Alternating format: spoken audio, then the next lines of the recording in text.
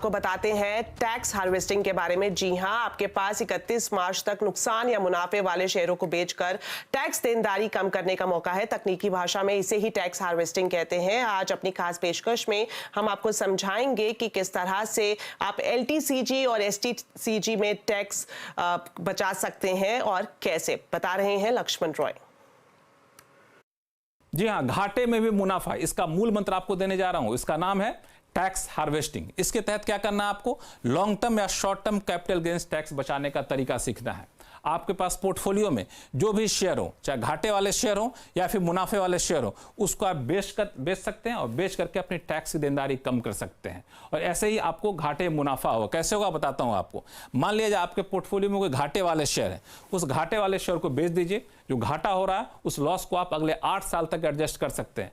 मन है आपको लंबे समय तक रखने के लिए, तो फिर से शेयर खरीद लीजिए, कोई दिक्कत नहीं है। अब ये 8 साल तक जो लॉन्ग टर्म कैपिटल गेन के साथ सेट ऑफ कर सकते हैं, उसकी खासियत ये है कि किसी के साथ कर सकते हैं।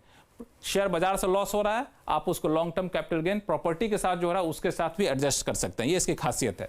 शर्त 2-3 है। पहली शर्त 31 मार्च से 2 दिन पहले तक अपना फैसला ले लीजिए, क्योंकि 31 मार्च तक ही टैक्स हार्वेस्टिंग की आखिरी तारीख होती है। दूसरा, इंट्राडे और एफएनओ ट्रेडर, उनको ये टैक्स हार्वेस्टिंग उनके लिए नहीं है, क्योंकि उनकी जो आमदनी होती है वो बिजनेस आय मानी जाती है।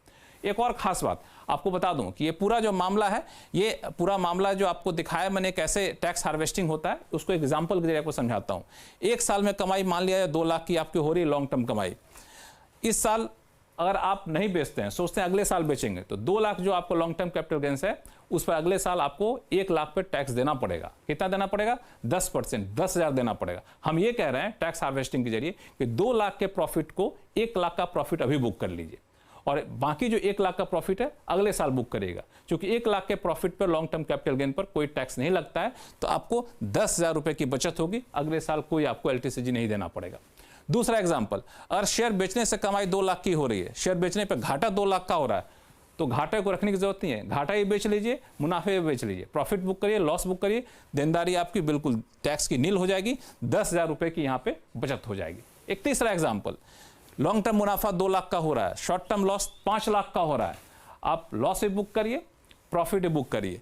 2 लाख का मुनाफा लॉस के साथ एडजस्ट हो जाएगा, बचेगा आपको 3 लाख का लॉस। इस 3 लाख के लॉस को प्रॉपर्टी के साथ भी अगर आपका कोई लॉन्ग टर्म कैपिटल गेन हो रहा है तो उसके साथ एडजस्ट कर लीजिए, और ये एडजस्टमेंट 8 साल तक कर सकते हैं आप। उससे आपको कितना फायदा होगा पता है?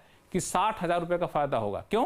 क्योंकि 3 लाख रुपए एडजस्ट करने जा रहे हैं, प्रॉपर्टी पर 20% का लॉन्ग टर्म कैपिटल गेन लगता है, तो 20% के हिसाब से देखें तो 60,000 रुपए का आपको फायदा हो रहा है। तो ये है पूरा आपको टैक्स हार्वेस्टिंग का गणित, जिसमें आप मुनाफे भी कमा सकते हैं, घाटा में रहकर भी। कैसे आपको बता दिया मैंने, और समय काफी कम है। 31 मार्च की तारीख का ध्यान रखिएगा। तो चलिए अब खबर